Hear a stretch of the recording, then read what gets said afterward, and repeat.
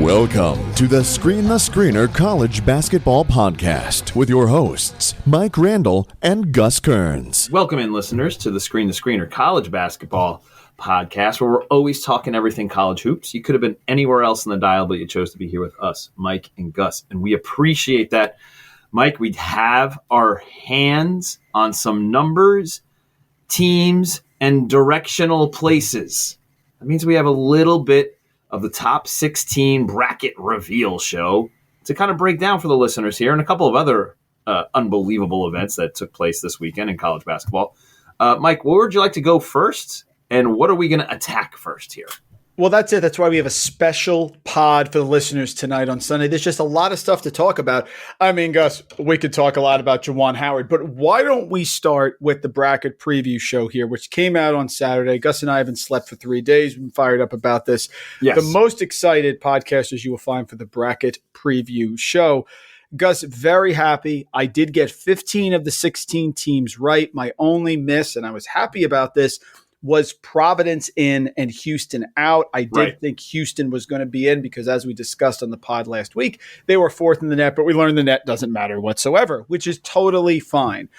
I did get all top 7 seeds except for Duke right in there where they're supposed to be in their region. Gus, shout out to you. You were on Duke. You said you thought Duke would get a 2 seed. Definitely. They did. They absolutely did. Kudos to you. Excellent choice. And I got top 3 in the East right. Kansas, Kentucky, Nova. That's going to be a fun bracket if that was real. So the first thing, number one, you did a great job. I'm just looking over our notes right here from the last podcast when we were trying to predict this. And you had a couple of these that were spot on. Texas Tech as a 3. That was right on. We said UCLA would get in some fashion. They were right there. I feel like you correctly called Wisconsin had to be included as well. And then I think the only reason that you put Houston in was because of that net rating. I think that was you defaulted to that. But I think, as far as the top 8 teams go, I feel like we just missed one, and I'm pretty pleased with it. I don't have any arguments with it. I was happily surprised Providence made it. Also happily surprised that Tennessee was that high. And little love for the Big East, but the Big 12. I mean, they have to be ecstatic over the results of this, especially with Texas being included. I thought they didn't have a chance, and that was kind of like the surprise team that was included that I think we kind of didn't even mention in an afterthought. What did you take, and what were one of the surprises or some of the things that jumped out to you right away, or something that you felt like, this might not be right? Always think, and we've discussed this, go with your gut. My gut said Tennessee was going to be high because I looked at the numbers and I said, second strength of schedule overall, 15th non-conference. That's better than anyone. That's better than any of these teams. 5-7 now against the quad 1 and 5-0, no bad losses whatsoever. They had to be in, and I just was a little hesitant to rate them, but I should not have been. Here's what I concluded so we can remember for next year. Quad 1, quad 2 wins matter, period. They do. Period. They matter. They trump the net. They trump BPI. They trump any ranking you want. They want quad 1, quad 2 wins, which I respect. Also, road wins matter. You heard on the show, they kept referring to road wins on the road. That will certainly matter. The net is irrelevant in terms of it's a sorting tool. You can sort of see where people fall. But Wisconsin was like 18 or 19, and Houston's 4. Wisconsin's in, Houston's not in. So it really does not matter to them. And they're going to go by big wins. Providence has had big wins. They've beaten Texas Tech. They've won some big games, and they won them by close margins, but they don't care about that like some of the rankings do. Last thing I'll note, head-to-head wins do matter if there are teams being debated for the same spot. So like Baylor as a 5 or Kansas as a 4, they clearly said Kansas smoked Baylor. We have to take Kansas. Correct. So unless there's some massive discrepancy, tie goes to the head-to-head, which I have no problem with. What do you think?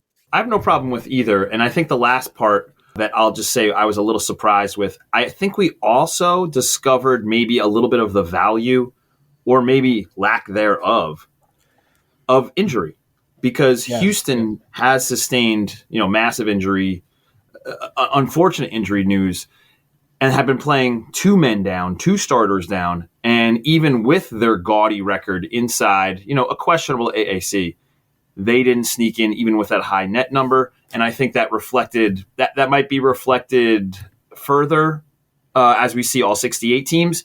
And UCLA obviously was down because they had lost a couple of games due to COVID. So I think that is also part of the weighing scale.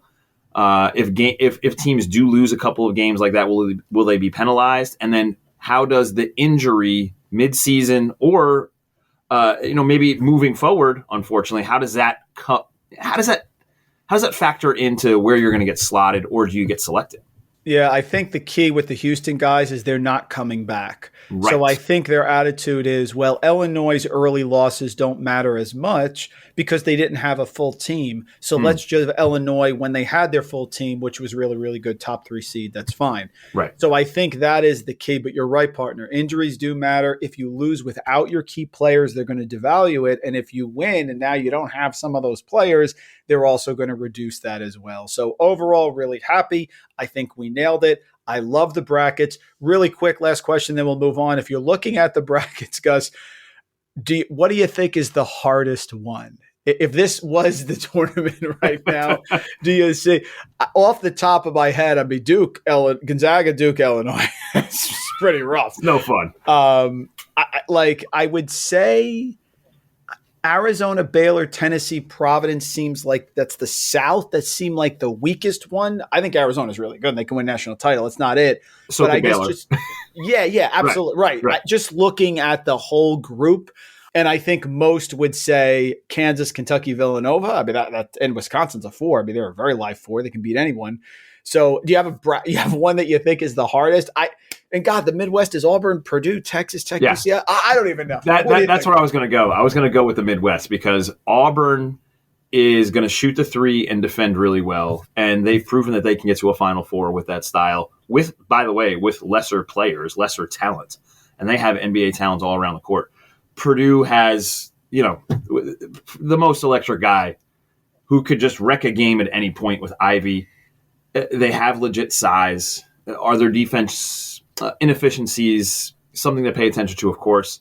Then you flip the coin with Texas Tech.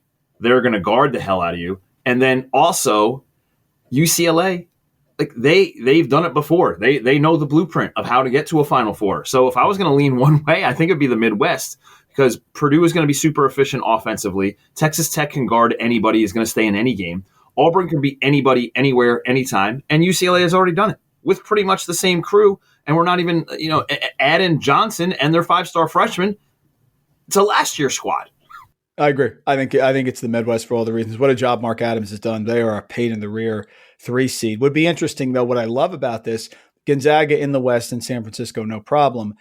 Kentucky and Nova, specifically Nova playing in Philadelphia, and the committee chair said that they were okay with that because you cannot play 4 games in one location, but they've only played 3. So that was interesting because that would be all those teams being in the East is sort of an advantage over Kansas, sort of a flip of when they lost in Kansas City with, and I know that's not their home court, but still, I get it, guys, it's close, with Frank Mason against the Chris Boucher-less Oregon Ducks.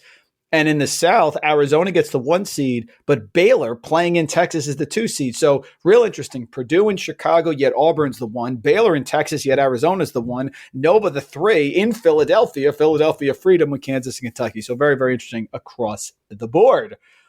Gus, did you happen to see the end of the Michigan-Wisconsin game today? Yes. Unfortunately, I did. I'll just go with my initial reaction right off. Being a coach for my daughter's team, and I'm not comparing myself to Juwan Howard or Greg Gard at all, but you are on the sideline setting an example for not only your players, but also for everybody that's in the audience. You're setting an example for the student athletes that are on the opposing team. And I don't think in any form that's the example you want to be setting. If you're going to say with your actions that it's okay to lose your cool and get physical on a handshake line, then it would be more beneficial for you to just go into the locker room. Sure, would the scuttlebutt be, I can't believe he didn't shake hands. Oh my, okay, fine. Have it be that instead of this. So I think my initial reaction was looking at it through a coach's eyes and being, that's not the example you want to set anywhere. Yeah, and I'll say this. I have been a coach, varsity coach at the high school level. We got our fanny kicked my first year. I had many people leaving starters in, unless I understand this is not even close to the same thing. So please, okay. Guys, I've had this happen. I've been handshaking with the coach, and I've said, don't ever leave your starters in again.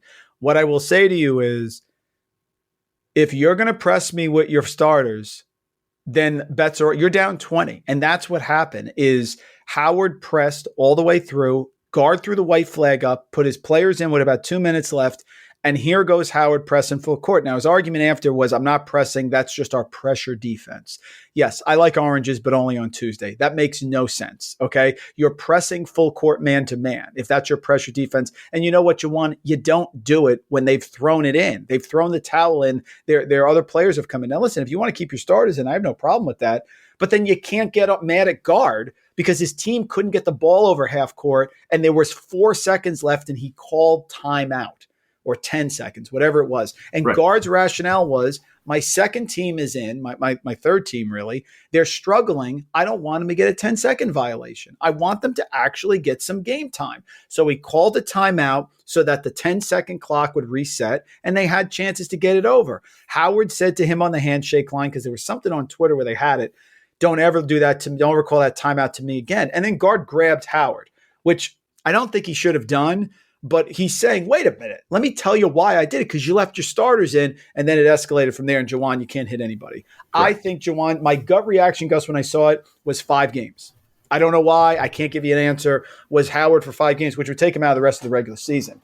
They are not going to fire him, guys. Let's stop with this. Gus and I go back to John Chaney yelling at John Calipari, I'm going to kill you. Okay, he's not going to get fired. I don't think he should be fired, but he does have to be suspended for all the reasons that Gus just said. You are setting an example. It's a collegiate college student athletes here. This is not the pros. Not that that's even acceptable in the pros, but I do think he's going to be suspended. I wouldn't be surprised if it was for the rest of the season. And oh, by the way, fading Michigan, Gus, like I said, my point is this: Juwan Howard, Matt Doherty, Penny Hardaway yelling at the press. When players become coaches, remember Doherty had that dust up on the sideline with a player. Yeah. Like when players become coaches without sometimes this happens. It just doesn't it seems to happen when you have players who become coaches that maybe are taking over a job that's different. Listen, Juwan Howard's an NBA champion. He's been phenomenal. He's coached in the league. I get it. But now he's the head coach. Last year was a magic carpet ride. This year he's hitting some stress because it's not easy just to replace John Beilein. It's not that easy, okay? And Juwan Howard may go on to be better than John Beilein. But right now he still is just a younger coach, head coach experience. These things tend to happen. But I agree. I think he's going to be suspended. I wouldn't be surprised the rest of the year. I think that the suspension is coming, and I think we could play the guessing game. Is it going to be 3 games, 5 games, rest of the season, so on and so on. I would imagine that they might look at it this way. We're on the bubble anyway. We're not going to make the tournament. So why not just make this an impactful suspension and say the rest of the season, and then they will probably opt out of any NIT invitation that they might get. And P.S., they're in decent hands with Martelli.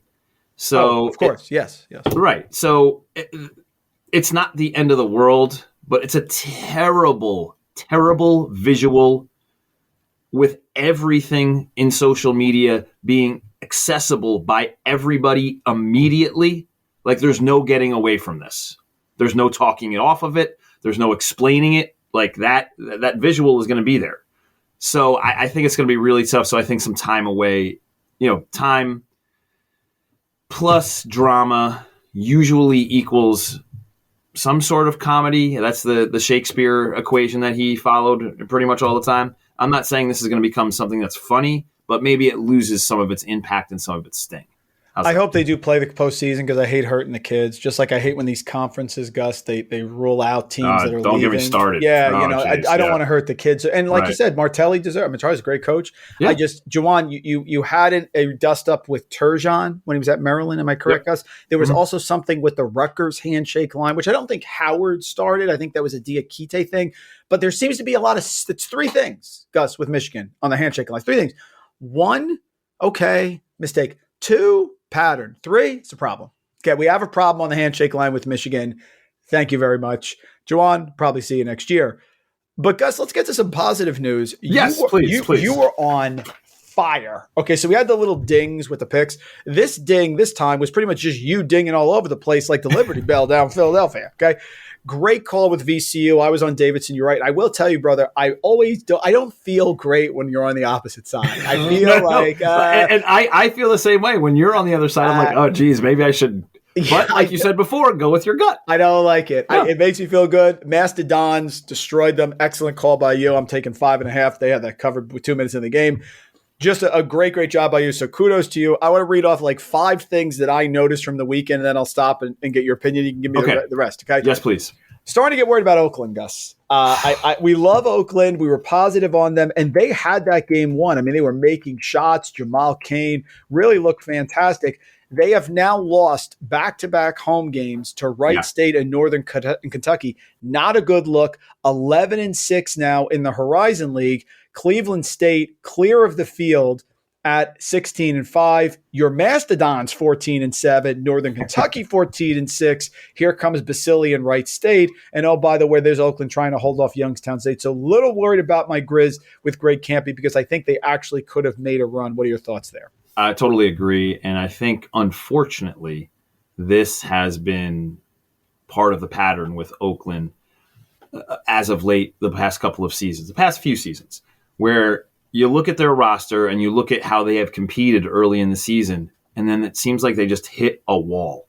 And it might be a loss like it was this past weekend where you think they might have it wrapped up, and then a stumble here, a made shot there, and then boom, they're down 4 and end up losing that game. So that's I feel like that's happened to this particular program the last couple of years. And it really just boils down to now, can they regroup, refocus, and get ready for the tournament? Because only one team is getting in from the Horizon. So if they can just get 3 straight, then we're back on the Oakland bandwagon. But right now, I think worried is a good term to attach with Oakland and the Grizz. Next up, I am not standing in the way of the Muss Bus here in Arkansas. Whoa. I'm a completely different guy from last year with Musselman. This team is a problem. They're annoying. They're gritty. They come back. They have won, 3, 6, 9, 11 of their last 12. Only loss was a 1-point loss away at Alabama.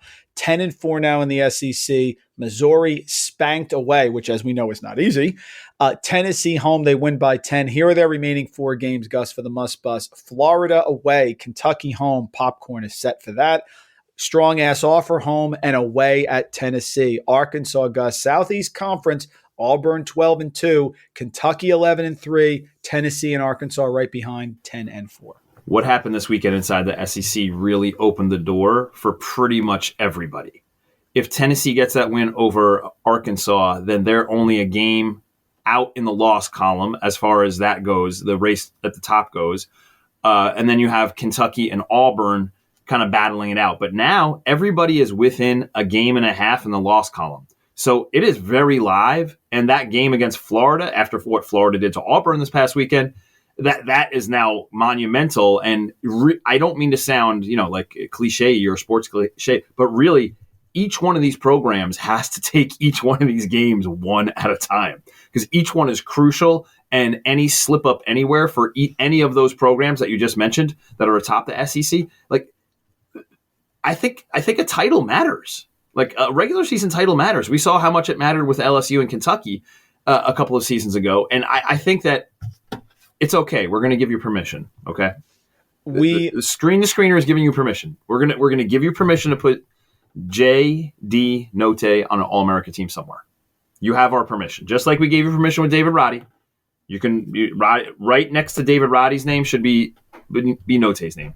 He's played out of his head and clearly is the best player on the floor. When he was off the floor in that Tennessee game, that's where Arkansas kind of got a little lost.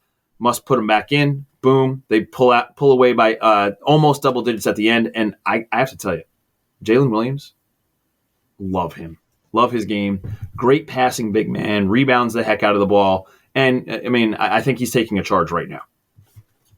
Next up, I'm starting to get worried about Michigan State and Izzo. We love Tom Izzo on the podcast. We love Michigan State and everything they do. Gus, they've lost 4 or 5. Away at Rutgers, no shame. Everybody lose at Rutgers. Wisconsin home, Indiana home, they won. Great. Penn State away, okay, it's rough. Illinois home. The problem is, Gus, it's the turnovers. The turnovers are happening. They are not forcing turnovers, 325th in the country. So when you're giving away a lot of turnovers and you're not forcing turnovers, that's not fun. And they don't have a go-to player. Even the teams that were great, going back to Cassius Winston, going back to Denzel Valentine, going back to Kalen Lucas, if you will, they've always had a guy. They don't have it. And it's really concerning. I want to back Izzo. I want to believe in them. They had a nice run. They were 14-2. Bang, lose at home to Northwestern. Swept by Illinois, Rutgers, Wisconsin, Penn State. Izzo, Michigan State, go. I think Christie, that's the question. Yeah. Like, is he going to turn into that go-to player? I think that's what they were envisioning, but that hasn't materialized as of yet. And I'm with you. And by the way, the turnover issue, that's just not a this year thing. That's been a last couple of season thing. Mm-hmm. And of course we're going to, default to Izzo and say like, oh, well, he's one of the greatest coaches that we have coaching in the game today. So are we really going to think that his team is a high turnover team? But the numbers and, the eye test definitely tell us that. And if you're not going to have something to make that up with, whether it be offensive rebounding, excellent 3-point shooting, or something of that nature to combat those turnovers, then yeah, it's a problem. Just like you said, a problem. The next one, I'll do a couple in a row here because I do not have much to say. Kentucky, my lord, a win without Ty or Wheeler, a comeback win. Kellen Grady, one of the few players who have gone from a lower quote-unquote profile school to a higher one and has done very, very well. Big shots, my goodness. Loyola Chicago, this is similar to my Michigan take here, Gus. It's just hard when you lose a great coach. It's not that the new coach isn't great. It's just not easy. I just don't believe you can take someone who has built a program like Porter Moser has, like John Beilein did, to a level of success, pull them out of the program and just keep winning. I just don't think that's fair to anyone. I don't care who came in there. There's going to be some stumbling blocks. I will say this about the Ramblers right now. They are 11-4 in the Missouri Valley. Right now, Northern Iowa is 12-4, so they're half game back. I will go out on a limb right now. I do not think they're going to win the tournament. I do not think they're going to win the Missouri Valley. I just think there are teams that are different. I think Northern Iowa has to look. Drake's going to be a pain. I just don't see them getting back. I'm calling it right now. And finally, Gus, for this segment, Syracuse over BC, you're welcome. Feel free to go ahead. Kentucky, Loyola, Chicago, over the Cuse. Well, you were all over that Syracuse-BC game. That was like an automatic. Once you said that, I was like, yeah, that sounds just about perfect. I mean, and as a former, as an alum, that has to sting you to say that, but it is the truth. I like that you're going with the truth. And then I'll go backwards and just go Loyola Chicago. I totally agree with you. Here's what's going to happen inside the Valley tournament. It's going to be one of these studs that gets on a run, and they're going to just wreck the tournament. I don't know if it's going to be Mosley. I don't know if it's going to, and then, Prim is like his Robin. It's an excellent call. I don't know if it's going to be AJ Green. And I don't know if maybe it's going to be Hemphill. I don't know, but one of those players is just going to go, bananas. And that's who's going to come out of the Valley this year. Look, Coach Valentine has done a great job. It's so hard following the guy. Porter Moser was the guy. Yeah, I understand. Their numbers are still great. Metrics still like them. But I agree. I think this year it's going to be the stud that goes off inside the tournament. So it's, who do you like? Do you like 40-point games? Go with Mosley. You like bombs from 3? Go with Green. You like dunks on your head? Go with Hemphill. Like any one of those guys could win the tournament and wreck it. And then with Kentucky, goodness gracious, they look like they're one of the best teams in the country. Yeah, Kentucky was not a top 4 seed. When I put that out, folks, on Twitter, it was not because I don't think they are. I think Kentucky is absolutely one of the top 3 teams in the country, and I think they can absolutely win the tournament. I just didn't think they would be seeded as top line. The answer to your question, Gus, spoiler alert, for 4 for 4, I'm doing a bevy of conference tournament previews, one of which will be the Missouri Valley. The answer for me is going to be AJ Green in Northern Iowa. Great job by Coach Jacobson there. That's just my opinion. Last few I'll throw at you, and then we'll get to the preview. Yeah, let's do it. I think Florida State is dead to me. I get it. Leonard Hamilton, amazing coach, Hall of Famer, whole thing. I just don't think they have it this year. There's just too much up and down, injuries, the whole thing. Vermont back to covering like an animal. Thank you very much. They are, Gus, they aren't just covering 9, 10 points. They're comfortably covering. Yes. They're getting up 20-8 and then not looking back. That's a comfortable cover, which is the ultimate in gambling. Detroit, watch out, folks. Here comes Antoine Davis. It's a problem. Today they were getting one against Wright State. Mother of God game from Antoine Davis here. He can carry them absolutely to the NCAA tournament. And finally, Gus, watch this whole thing, Miss Randall. What a win by Providence. I don't want to hear it. Stop with the shot quality site where you say, Providence should have lost. Guys, they win close games. It's a skill. Let me guess, Doyle Brunson's always lucky in cards too. No, because they're good. No Al Durham tonight. Every team is like a Jenga puzzle. Here comes Bynum. Reeves, who's got to get the ball more. Horkler's got the haircut. He's banging threes. Big win at Butler. Teams usually don't win at Butler. Villanova. Folks, it was a great win by Providence that is still alive for a regular season Big East title. Those are my games, Gus. I think you have nailed one of the topics that we've talked about on the show numerous times, is that the reason our sport is fantastic, great, unique, special, and will never be duplicated is because of these opportunities that exist in each part of the season for each one of these teams. You started with Florida State, in one of the most prestigious conferences in America, the ACC. Okay, so they're out. Their opportunity now is going to exist in the conference tournament. Do they have the talent to do something there? Yeah, of course. But right now, they do not look good. Vermont, Ryan Davis only played 18 minutes, and he had 18 points. Yep. He is definitely I found out because it was back. It was lower back injuries, which I can relate to. Okay. Yes, sir. So yes, that's what it was, but it looks like he's doing okay. Yeah, it seems like they're doing okay. And in Vermont, again, they're treating this regular season like it is their entire season, and they're just running roughshod through the America East. You mentioned Detroit. Detroit, obviously, that you look at their record, their win-and-loss record, they're saying, oh, geez, but guess what? They're getting right just at the right time, and Davis is one of those players who can fall into that category with A.J. Green or Mosley, where he can just wreck a game. I've had my daughter watch his free throw follow-through because he is such a great shooter. And then Providence, the reason that they keep score is to see who wins and advances. It's not the shot quality or the luck metric. Providence wins games. So when they get into the Big East tournament and they get into a close first round game in March where they're favored and they get a feisty team on the other end of the bracket, guess what? They've seen that, done that before. So I think that the season providing all those opportunities for these different teams makes our sport unbelievably unique. Totally agree, partner. And let's do a little preview of the next couple of days for the folks here. All right. So I wouldn't mind that at all. That sounds great. I think on Monday, the two games I'm going to be paying attention to, I have New Mexico State and Seattle on my radar because those are the two best teams in conference. Seattle off to an unbelievable start. And New Mexico State is usually the flag holder for this particular conference. And then we have Indiana and the Ohio State. Will Indiana get another one of these games where they get back in the conversation for the bubble?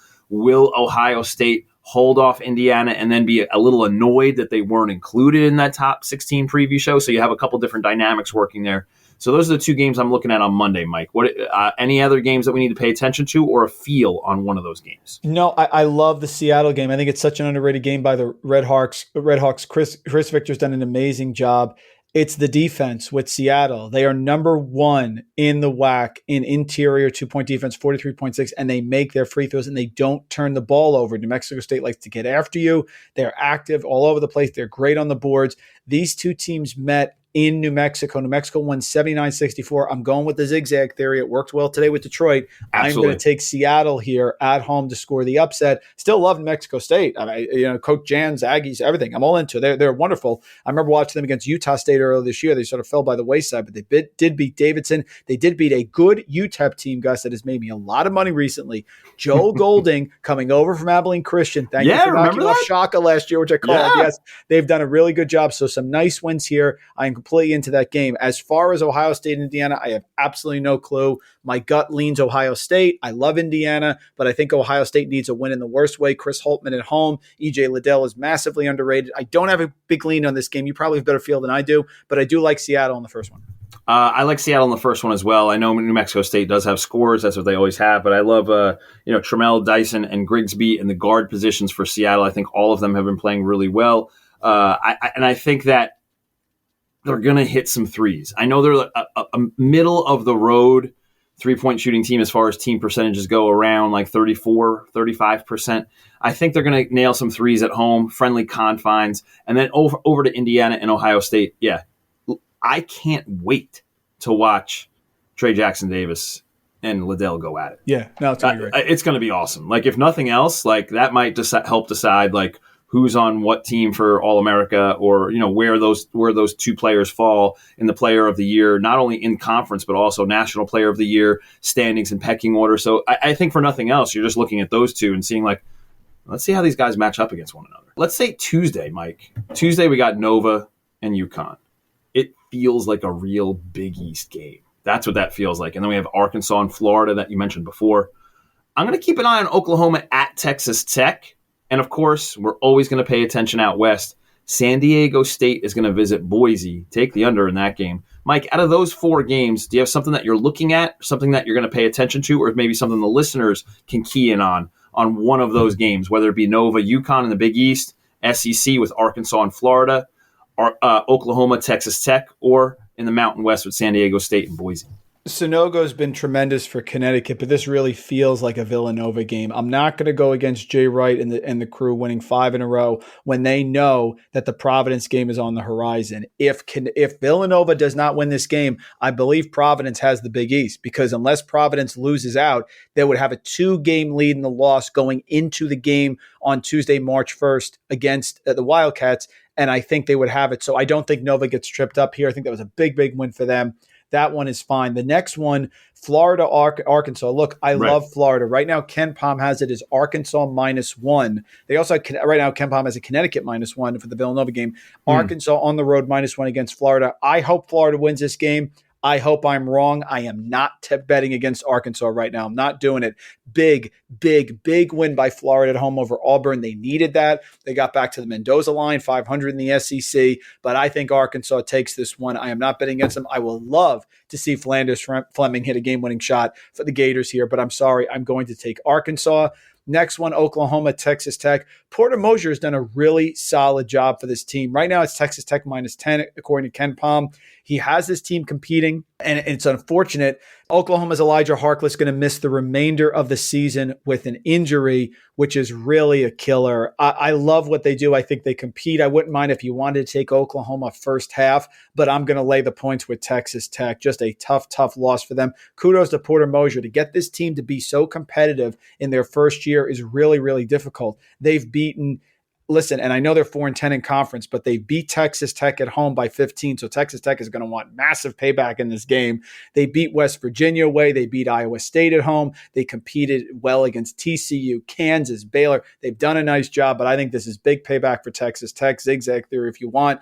San Diego State at Boise State. Gosh, this is a tough one for me. It's tough, right? It really is. This one I don't pick on, brother. I'm not going to make it unless I know it. This one is a coin flip for me right now. If you want to see what Ken Pom has it at, it has Boise at home by 3. Of course, that's the generic line. Boise at home by 3 over San Diego State. I don't got a feel for that one. Do you? Yes, I think that if they contain Matt Bradley, who's been great, by the way, he's been outstanding. He's been like, you could argue he's Player of the Year in the conference, and we're talking about a conference with David Roddy and Graham Ike. And yeah. No, right. He's been playing it out of his head. So I think if Boise can kind of at least contain him or at least make it difficult, I think the rest of the Aztecs are going to have difficulty scoring against that great Boise State defense. And Boise State is long everywhere. And man, I'm telling you, since that freshman came into the starting lineup, they have played unbelievably well. I think that continues here. So I'm going to lean Boise State. I would even, if it's -3, I would still go Boise State. Interesting. Okay. Okay. I'll go back up the way. Tech. I agree with you on Texas Tech. I think it's Texas Tech big. Oklahoma's played so valiantly. They had played Kansas down to a last possession. You mentioned the other highlights from their season, but I think this is a little too much, especially without your lead ball handler and decision maker in Harkless, who's going to be a shot creator. Tanner Gross can only do so much. Love Arkansas here. And Nova, UConn. I'm going to go Nova because I've been waiting to see Colin Gillespie be healthy. He looked very healthy. You can't, Gus, we replayed it, me and Miss Randall. You can't come under the screen on Gillespie in overtime. I had a teacher, I taught her what coming under the screen was. And the thing is, he didn't have Minaya in. They went screen and roll, with Reeves and Horkler. Mm-hmm. And what happened is they got jammed up on the right side of the play, right? Reeves comes under, which you cannot do. Okay, right. You cannot come under the screen on Colin Gillespie when he's got a 30 ball. Okay, you got to come over the top of the screen, and Horkler hedged, and then he hedged back. And that was it. I mean, it's fine. It's that simple. But kudos to Jay Wright for identifying the right players to do screen and roll. And that's why he's a great coach. Absolutely. No doubt. And Gus, last one. I think there's a game on Wednesday. We might need to pay attention to this game on Wednesday. Wyoming at Colorado State. We mentioned both the great Graham Ike and David Roddy. They will be going head-to-head. Their teams will be locking up. I can't wait for this game. I'm already setting aside time to make sure we can view this one. Mike, do you have a feel? Is it going to be Cowboys? Is it going to be Rams? Do you leave your beloved Rams? What say Mr. Mountain West? I can't, because I'm just telling everybody. I will admit it. I cannot look at this objectively. I am picking Colorado State right now. Ken Palm has it at 4. It's a lot of points to give Wyoming on the road. Agreed. Wyoming beat him in overtime. It was a great game. EK fouls out on the charge. Then Roddy fouls out on the charge. Fine. Right. It went to overtime. 84-78. Wyoming won. I am not objective. Do not make this an official pick, nor go by me. I am too emotionally invested. Of course, I'm picking Colorado State. I just can't be rational. So, Gus, please give the people a rational breakdown of this game. Okay, so the rational breakdown is this. I think home court matters an immense amount, especially when you have two great teams like this. Wyoming has proven that they can win anywhere. But I'm going to tell you that the Ram court, I think that they're annoyed, legitimately annoyed that they got swept by UNLV. I think they're going to come out and say, yeah, we got swept by UNLV. Yeah, okay, Wyoming. You have a ranked number next to your name? Okay, guess what? We're going to come smack you around. And I think that's exactly what's going to happen. So whatever the number is, I think maybe you can be comfortable with Colorado State and that number. And plus, they're probably going to wear some cool uniform. Haven't they been wearing really cool uniforms and doing? So I'm down with the Rams. I'm on your bandwagon, even though I am a huge Wyoming Cowboy cheerleader. Wyoming's amazing. And listen, the job that Kevin Kruger has done out in UNLV in his first year should not go unnoticed. Bryce Hamilton's an NBA player. He's been amazing. They've won 3 or 4 in the Mountain West. I will say this, partner, Colorado State better be careful, because you can't get swept by UNLV and then stumble against Wyoming, and then have a first round, maybe lose to Boise at home on the last day of the regular season, right, and then lose in the semis in the Mountain West and still make the NCAA tournament. This team wanted to be in. That loss to Grant Sherfield, that 3 that knocked them out with Nevada last year on the last day of the regular season, that cost them. Folks, they need this game. They need this game in the absolute worst way. I know Wyoming does also, because Wyoming lost to New Mexico away. That one's going to sting a little bit. Yeah, so if Wyoming wants an at-large berth, they need it also here. But I agree with Gus. I think Colorado State gets it right. I think they're a more veteran team. They want this tournament. They have the motivation. Wyoming's like the new kid on the block. They've done an amazing job. Maldonado, Ike, these guys are awesome. Drake Jeffrey is one of the best shooters in the country. I just think Colorado State gets it here. I really do, because I want to see him in the tournament. But again, I am biased, partner, so that's why we need your breakdown. No problem. I'm happy to provide the breakdown, and I am extremely pleased to operate within your bias of the Rams. That's fantastic.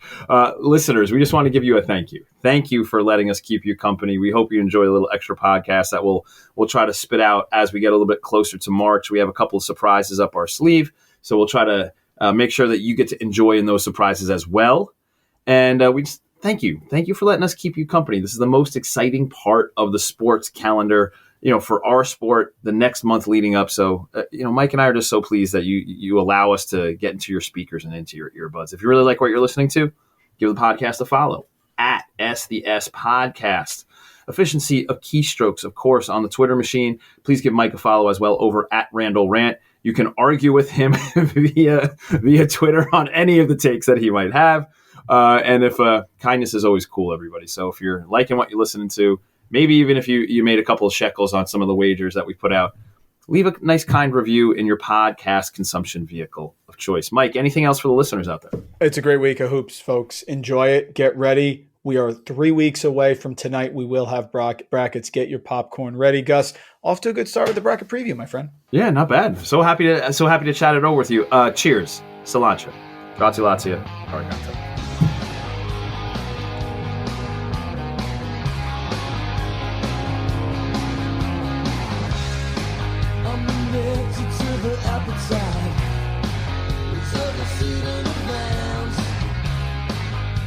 Cozy in the candlelight.